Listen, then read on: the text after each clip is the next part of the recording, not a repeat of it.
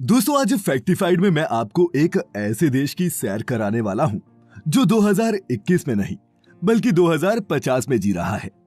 इस देश के खान पान से लेकर लाइफस्टाइल तक, टेक्नोलॉजी से लेकर एटिकेट्स तक सब कुछ जरा हटके है। विजुअल्स देखकर आप समझ ही गए होंगे कि मैं जापान की बात कर रहा हूं। दोस्तों जापान इस साइज में राजस्थान से कुछ ही बड़ा होगा, लेकिन इस छोटे से देश के कारनामों ने पूरी दुनिया को हिला रखा है। अगर आपके मन में भी कभी ये सवाल आए कि फ्यूचर में इंसानों की जिंदगी कैसी होगी, तो बस एक बार आप जापान विजिट कर लेना। आज की इस वीडियो में मैं बताऊंगा आपको जापान से जुड़े 12 ऐसे फैक्ट्स जिनके बारे में जानकर आपको लगेगा कि आप अभी भी स्टोन एज में जी रहे हैं। तो चलिए शुरू करते हैं। Factified. Facts on your face. Bullet train. दोस्तों आपने वो कहावत तो सुनी ही होगी कि टाइम इज मनी। अब इस कहावत को कोई फॉलो करता हो या नहीं, लेकिन जापान इसे बहुत सीरियसली लेता है। इसीलिए तो जापान का ट्रांसपोर्ट सिस्टम दुनिया के बेस्ट ट्रांसपोर्ट सिस्टम में से एक है। अगर आप जापान में हैं, तो आपको ना तो घंटों बस का इंतजार करना पड़ेगा और ना ही ट्रैवलिंग में आपका टाइम वेस्ट होगा, क्योंकि जापान के पास बुलेट ट्रेन का ऐसा नेटवर्क है 240 से 320 किलोमीटर प्रति घंटे की रफ्तार से दौड़ती है। इसे यहाँ की लोकल भाषा में शिनकानसेन कहते हैं। जापान की ये ट्रेन हाईटेक फैसिलिटीज से लैस है। अब इस ट्रेन की सीटिंग को ही देख लीजिए। इन चेयर्स को आप आराम से मूव कर सकते हैं। ये ट्रेन जापान के दूसरे शहरों को इसकी राजधानी टोक्यो से जोड़ती है। और इस ट्रेन की सबसे बड़ी खासियत ये है कि ये कभी भी लेट नहीं होती। और दोस्तों आपको हैरानी होगी ये जानकर कि इतनी हाई स्पीड से चलने के बाद भी इस ट्रेन से कोई भी साउंड प्रोड्यूस नहीं होती। Land of robots. दोस्तों फ्यूचर पर बेस्ड फिल्मों में अक्सर आपने देखा होगा कि किस तरह आने वाले टाइम में रोबोट्स इंसानों की जगह होटल, रेस्टोरेंट्स और फैक्ट्रियों में काम करते नजर आएंगे। लेकिन जापान के लिए ये कोई फ्यूचर नहीं है बल्कि प्रेजेंट है, क्योंकि जापान के ज्यादातर सेक्टर्स में अब रोबोट इंसानों की जगह काम करने लगे हैं। फिर चाहे किसी होटल में रिसेप्शनिस्ट के तौर पर हो या फिर रेस्टोरेंट में वेटर की नौकरी, आपको यहाँ हर जगह रोबोट्स नजर आएंगे। मेडिकल और स्पेस सेक्टर में भी रोबोट्स ने अब काम करना शुरू कर दिया है। कोविड-19 के दौरान जापान के हॉस्पिटल्स में पेशेंट्स की देखभाल के लिए रोबोट स्टाफ भी रखा गया था, जो मरीजों के रूटीन चेकअप से लेकर उनकी देखभाल सब करता था। यही नहीं, जापान स्पेस में भी अपने रोबोट्स बेच चुका है। साल 2013 में ही जापान ने अपना पहला रोबोट एस्ट्रोनॉट स्पेस में भेज दिया था, जिसका नाम किरोबो था। भूकंप के दौरान भी लोगों को ढूंढने और उनकी जान बचाने के लिए जापान में रोबोट्स का बहुत इस्तेमाल किया जाता है।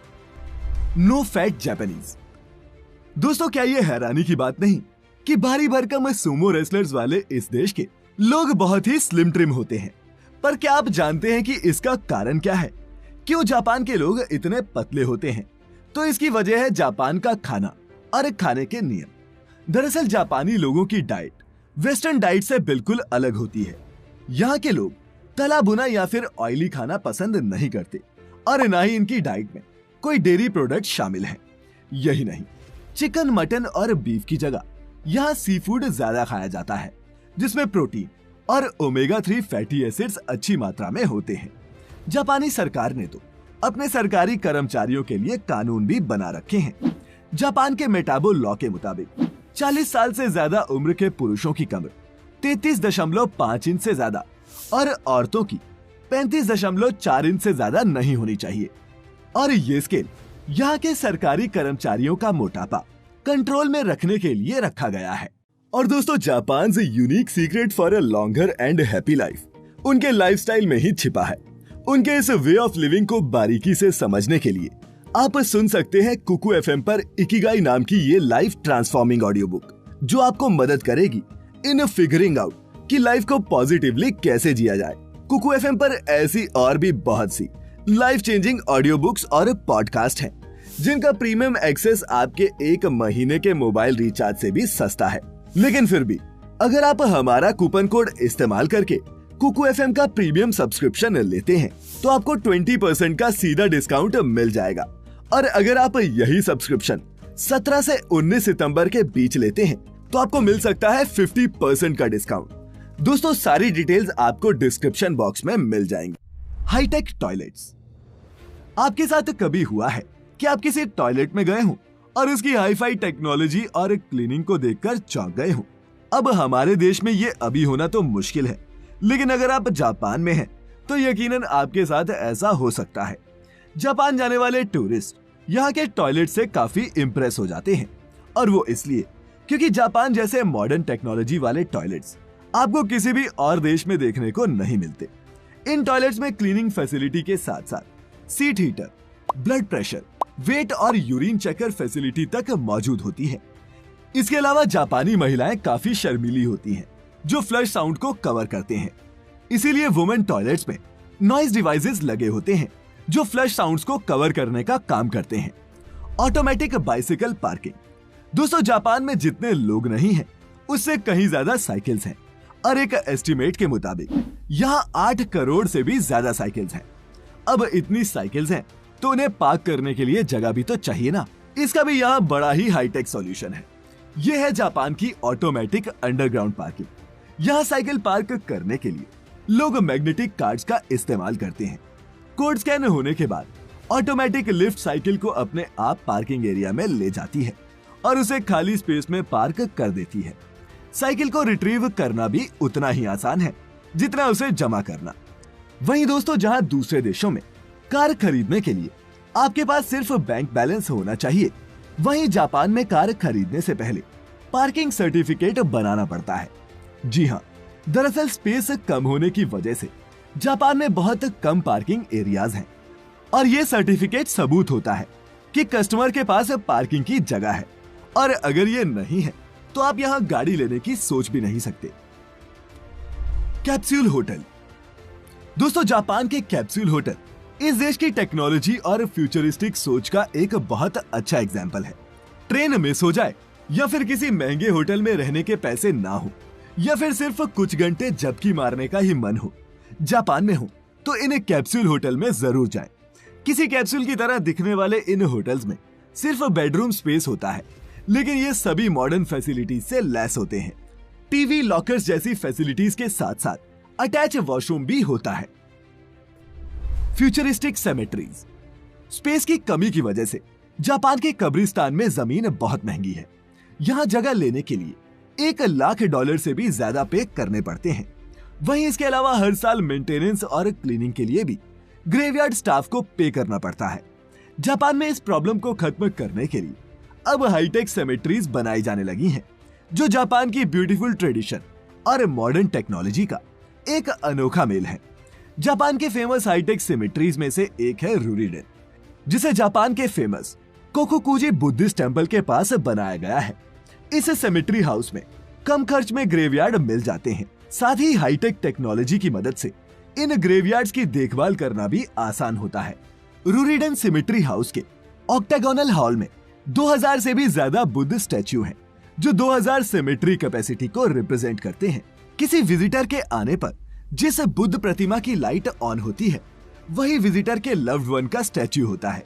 माने उसी बॉक्स में विजिटर के करीबी का शरीर रखा होता है। हर बुद्ध स्टैच्यू को यहाँ ब्लू ग्लास लाइट से तैयार किया गया है, ताकि विजिटर्स को यूनिक और पीसफुल एनवायरनमेंट दिया जा सके। और दोस्तों इन हाईटेक ग्रेवयार्ड्स में किसी भी इंसान के शरीर को 33 साल तक रखा जा सकता है। Underground farming. दोस्तों जापान में हर प्रॉब्लम का सलूशन टेक्नोलॉजी है, फिर वो फार्मिंग ही क्यों ना हो। चूंकि जापान का लैंडमास बहुत कम है, जापान अपनी अनयूज्ड टनल्स और सबवे का इस्तेमाल भी फार्मिंग के लिए करता है। क्या आपको यकीन होगा कि जापान के मार्केट में मिलने वाली ये एक्सपेंसिव और हेल्दी वेजीज यहाँ की टनल्स और अंडरग्राउंड एरियाज में उगाई जाती हैं।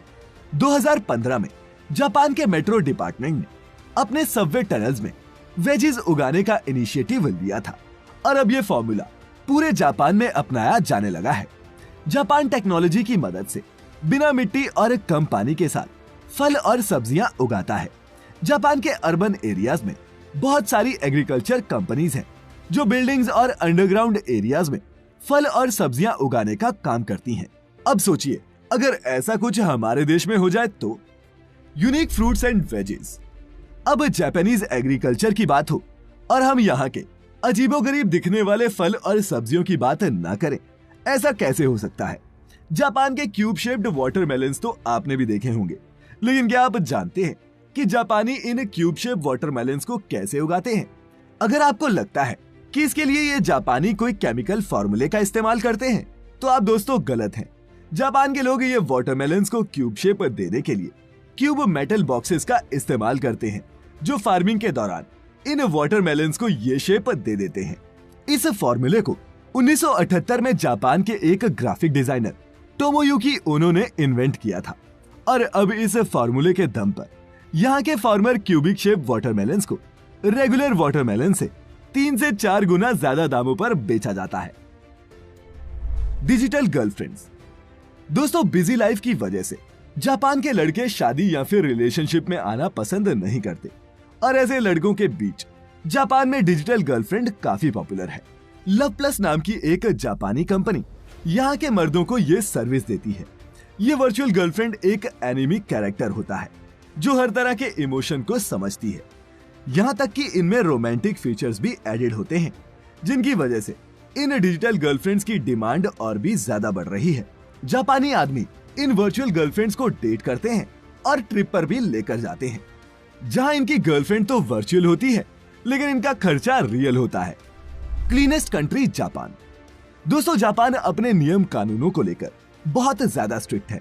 कूड़े का डब्बा भर जाने के बाद अक्सर आप उसे अपने घर के बाहर रख देते हैं, ये सोचकर कि जब कूड़ा उठाने वाली गाड़ी आएगी वो अपने आप ये कूड़ा ले लेंगे।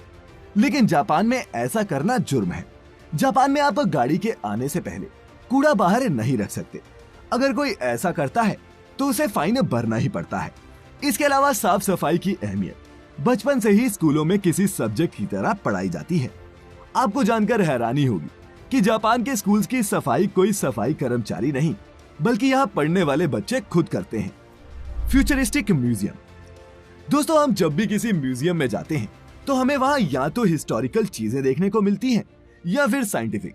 लेकिन क्या हो अगर आप किसी म्यूजियम में जाएं और आपको वहाँ हिस्ट्री नहीं बल्कि फ्यूचर की दुनिया देखने को मिले। अब दुनिया के किसी और देश में ये होना पॉसिबल हो या नहीं, लेकिन अगर आप जापान में हैं तो ये बिल्कुल पॉसिबल है। जापान का मिराइकन म्यूजियम ह्यूमन इंजीनियरिंग और इनोवेशन का नेक्स्ट लेवल है। इस म्यूजियम में ह्यूमन स्टाफ से कहीं ज्यादा रोबोट स्टाफ है और यहाँ एंट्री गेट पर मौजूद गार्ड से लेकर टूर गाइड तक सब रोबोट हैं। म्यूजियम में हर सर्विस मशीनों के जरिए ही ऑपरेट होती है। म्यूजियम में लेटेस्ट जापानीज इनोवेशन से लेकर वर्ल्ड साइंस के इनक्रेडिबल रिसर्च तक सबके सब शोकेस किए गए हैं। दोस्तों, ये सब देखकर क्या आपको नहीं लगता कि ये देश 2021 में नहीं बल्कि 2050 में जी रहा है? आप क्या सोचते हैं? नीचे कमेंट्स में हमारे साथ जरूर शेयर करें। मैं फिर लेकर आऊंगा ऐसी ही एक और मजेदार और इंफॉर्मेटिव वीडियो। तब तक खुश रहें, अपना अपने चाहने वालों का ख्याल रखें और वीडियो पूरी देखने के लिए आपका बहुत बहुत शुक्रिया।